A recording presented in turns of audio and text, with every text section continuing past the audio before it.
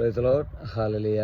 പ്രിയപ്പെട്ടവരെ, ഈശോ തിരുവചനത്തിലൂടെ നമ്മോട് പറയുകയാണ്, ഈ ജനം അധരം കൊണ്ട് എന്നെ ബഹുമാനിക്കുന്നുവെന്ന്.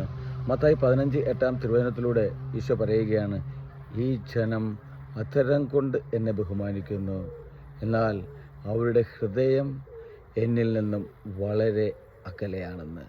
പ്രിയപ്പെട്ടവരെ, നമ്മളിലേക്ക് കടന്നു ചെന്ന് ഒന്ന് ചിന്തിക്കുവാൻ സാധിക്കണം.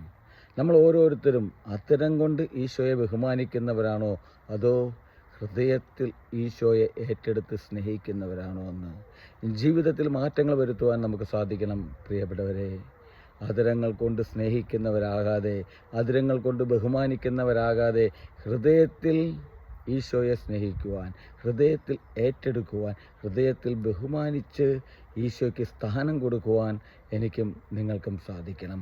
അധരം കൊണ്ട് ബഹുമാനിക്കുന്ന വ്യക്തികളായി തീരാതെ ജീവിതത്തിൽ ഞാനും നിങ്ങളും ഹൃദയത്തിൽ ഏറ്റെടുക്കുന്ന വ്യക്തികളായി മാറുവാൻ നമ്മുടെ ജീവിതത്തിൽ നമുക്ക് സാധിക്കണം.